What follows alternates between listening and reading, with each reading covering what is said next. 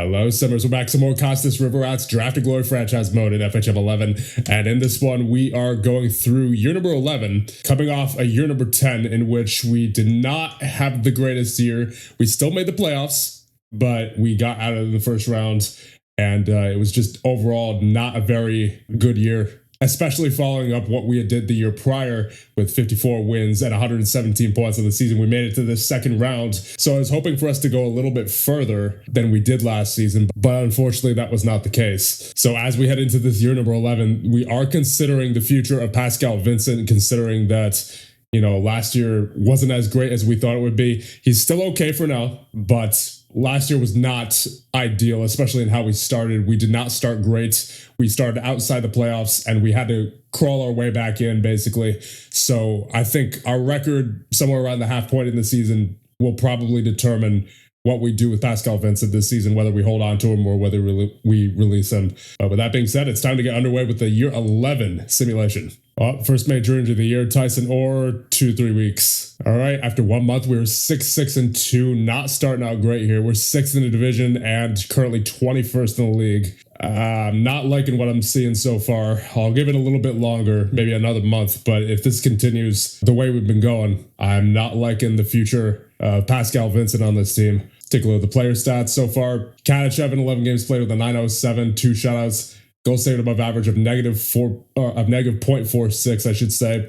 And then Nyberg in 4 games played with a 901 and a negative 0.94 goal saved above average. So not looking great there. I mean, it's acceptable, I guess, but, you know, nothing great. Skater-wise, you have Andreev with 18 points in 14 games played. He's killing it so far, as always. Then Spelkvist and Bouchard with 12, Pellizzari with 10, McKenna, Stenberg, and Baxter with 8. Ellefson, Denoye, and Vananen with 7, Neuenschwander with 6, Wotherspoon with 5, Kutayarvi, Carlson, Orr, Kapustin, and Zerker all with 3, Larson with 2, Krivenek and Hakansen with 1, and then Zelitis with nothing in 5 games played. Team stats, goals for per game, we are 16th in the league with 3.14. Goals against per game, we are 22nd in the league with 3.29. Faceoffs, we are 9th in the league with a 51.4. Power play, we are, 25th in the league with a 15.9%. And then the penalty kill, we are 22nd in the league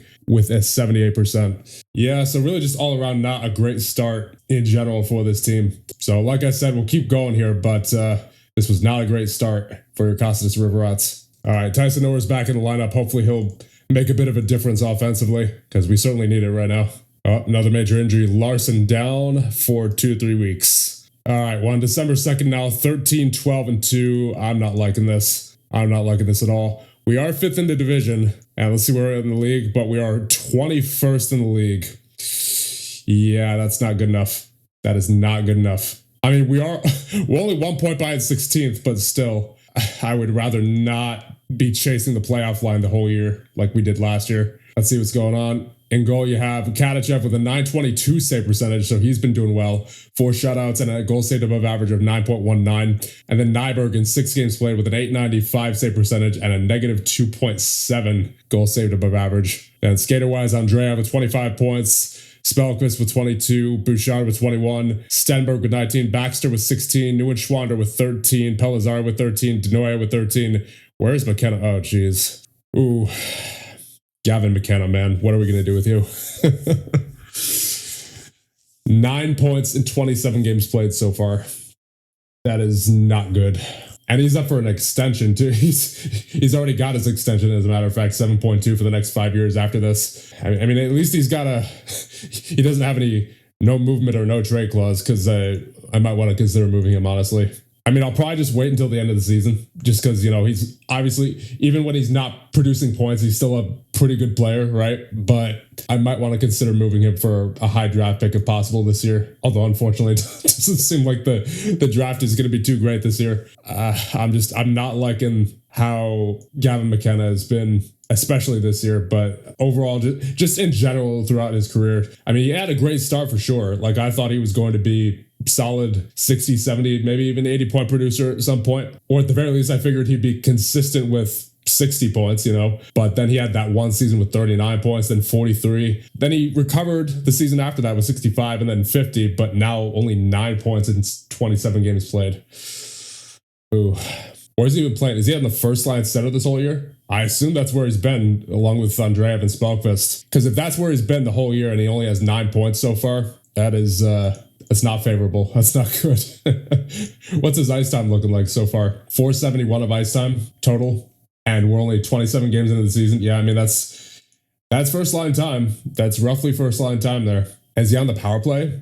No, he's not on the power play. Okay. So maybe that might be part of it, of why he's not getting points. But still, the fact that he's on the first line, he should be getting points regardless. Especially when he's next to Andreev. Andreev is, as we all know, a very good offensive player. He had 83 points last year, 98 the year before. So I don't think there's any excuse for McKenna, especially when, he's got Bouchard and Baxter backing him up on defense, both very offensively oriented. And then Ellefson is a solid two-way defenseman as well. Pellizzari is a point shooter. Cody Yarv is a point shooter. There's no excuse as to why this team shouldn't be producing offensively, especially McKenna. The only thing I can think is, replace Pascal Vincent, but I wonder how much of this is really on Vincent as compared to McKenna. Yeah, at this point, I'm strongly considering just trading McKenna, because not only does he only have 9 points so far this season, but we'll take a look at the long-standing issue that has been our team harmony, which is just an absolute... I don't even know what to make of it at this point. It seems like it is never going to solve itself at this point, and everyone hates McKenna. Basically everybody on the team does not like Gavin McKenna. So at this point, I think it may be in our best interest to just move on from him. And I mean, we could get a first-round pick from either Dallas or Toronto. Both of them are not in a good spot right now in this season. 9-17-2 for Toronto, and Dallas is 11-18-1. And it doesn't look like Toronto is going to be good anytime soon, because they have an aging roster here, it appears, and no one who's particularly great in terms of prospects. And then you take a look at Dallas. I could see Dallas potentially getting better next season. Obviously, Oettinger is 35 years of age, but still a 4.5-star ability and still performing well according to his grade, 76. Then it looks like they have a young defenseman in Sanford there, 21 years of age, 3.5-star ability currently. So I think Dallas has better potential to get back on track, whereas Toronto, I don't think so. So I think we're going to send Gavin McKenna to the Toronto Maple Leafs here. And this is definitely as good as it gets as far as his trade value goes, because I actually went through a manual trade, or tried doing a manual trade with McKenna, and I was not able to get either Toronto or Dallas's first without giving up something tremendous besides just McKenna. So this is definitely the most value we'll be getting for Gavin McKenna here from Toronto. So Gavin McKenna to the Toronto Maple Leafs for a first-round pick in this year's draft, accept offer. There you go. So I know I feel kind of iffy about that, but honestly, I think it had to be done at this point, because, again, McKenna was not performing anywhere close to expectations, especially this year, and also has a history of underperforming, namely a few years ago there in the 2030 and 2031 seasons. And then also he just didn't really show up in the playoffs much last year, only 3 goals in 6 games played. And of course, not to mention everyone hated him. So I think it was about time to move on from him. So now with that done, we need a new captain. And I think that is going to be Bouchard, to be honest. Maybe he should have been the captain to begin with. I remember I was debating between him and McKenna. Ultimately, we chose McKenna, but I think it is time for Bouchard to take the captaincy here, because he's been very consistent throughout his tenure. He did have a couple of down seasons, but those were the same seasons that McKenna had down seasons actually as well. 3 seasons ago, he had 78 points. He had 61 last year. It looks like he's going to be on pace for about 70 this year as well. 3 points in last year's playoffs, 10 points the year before. He has a 19 determination, 16 team player, 14 leadership. Although I was also debating on Roman Andreev, because he is our star player. He's been very consistent ever since 3 seasons ago, and he's only gotten better. That's the thing about Andreev. He's only gotten better. He's never had a down season, right? Although even he, during the playoffs, did not have a good playoffs last season, only 3 points in 6 games played. Then again, no one really had a great playoffs last year. So I suppose I can't really look at that too much. But I think overall I like Bouchard the best because he consistently gets the best grades, not only offensively, but defensively as well. 81 defensive grade right now. And from this point forward, he seems like he's going to be a consistent 60, 70 point guy on the back end. So I think Aiden Bouchard will be our new captain. There you go. And then I think Andreev will be the new alternate. So now let's see what our new lines are going to be without Gavin McKenna in the mix. You have Andreev, Stenberg on the first line, and then Denoye. Then you have Vananen or Wotherspoon, Neuenschwander, Carlson, and Spelkvist, Zerker, Zalitis, and Kapustin. Then on defense, you have Bouchard and Baxter, Pellizzari and Elofsson, Kotijarvi and Hackinson, and then Katachev and Nyberg and goal. So everything's looking good, and I think we can advance through the season and see what that change does for us. I mean, I honestly, I was thinking of potentially replacing Vincent, and I mean, we'll see what happens, but I don't know. I think trading McKenna might actually end up being a good thing for us here. See, I mean, first game without McKenna, we have a 6-3 win. We'll see how that, if that continues here. Yep, 6-2 win against Vancouver. I mean, we're looking good so far. We'll see if that continues for the rest of the season. Oh boy, Roman Andreev down, major injury. He is down 1 to 2 weeks. Okay, now Blake Baxter down.